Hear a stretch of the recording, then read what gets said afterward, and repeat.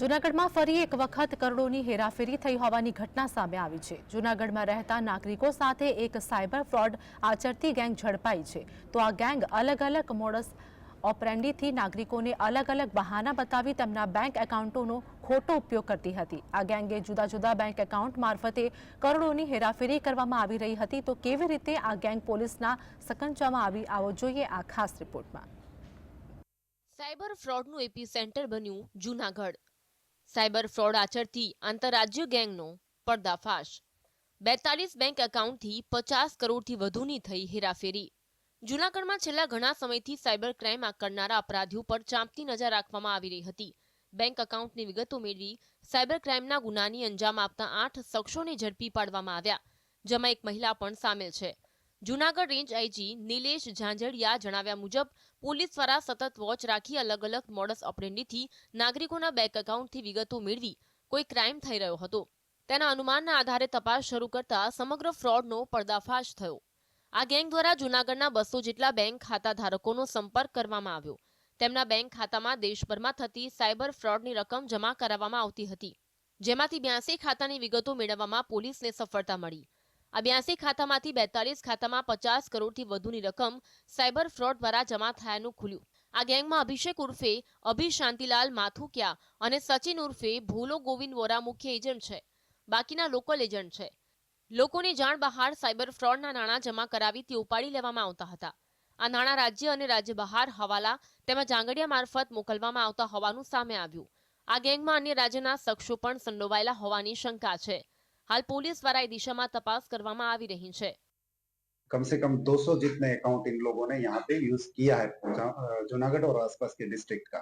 उसमें से करीब 42 अकाउंट जो है उसका हमने पूरे इंडिया में अलग अलग जगह पे जो क्राइम दाखिल हुआ है उसका एनालिसिस किया तो कम से कम 50 करोड़ से भी ज्यादा रकम का फ्रॉड हुआ है और उसका जो पैसा है, विक्टिम्स ने जो पैसा जमा कराया है वो इन सब अकाउंट्स में आया हुआ है। एक व्यक्ति पोताना बैंक खातामां रकम जमा करवा अंगे कमिशन आपवा अंगेनी फरियाद करी हती, जेना आधारे रेंज साइबर पोलीसे मूळ मेदरडा तालुकाना समढियाळाना અને હાલ અમદાવાદના ન્યૂ રાણીપમાં રહેતા સન રિયલ હોમ્સના રહેતા અભિષેક ઉર્ફે અભી શાંતિલાલ માથોકિયા, મૂળ વિસાવદર તાલુકાના દાદર ગીરના અને હાલ અમદાવાદના ન્યૂ રાણીપ વિસ્તારમાં રહેતા સચિન ઉર્ફે ભોલો ગોવિંદ વોરા, જૂનાગઢના દાતા રોડ પર રહેતા આર્યન ઉર્ફે દાતાર મહેબૂબ પઠાણ, મધુરમના ત્રિલોકનગરમાં આવેલી અક્ષર રેસિડેન્સી 2 માં રહેતા ધર્મેશ હરસુખ ગોહિલ, લીરબાઈપરામાં રહેતા સતીશ દેવરાજ કરમટા, હેઠાણ ફળિયામાં રહેતા અબ્દુલ કરીમ હસન જેઠવા, આસિફ રહીમ બેલીમ અને જવાહર રોડ પર રહેતા નૈનાબેન ઇન્દ્રવદન ટાંકની સંડોવણી ખુલતા તેમની ધરપકડ કરી હતી। આરોપીઓ લોકોના ખાતામાં રકમ જમા કરાવી વધુ કમિશનની લાલચ આપી કોઈના કોઈ બહાના હેઠળ રકમ ઉપાડી લેવામાં આવતી હતી।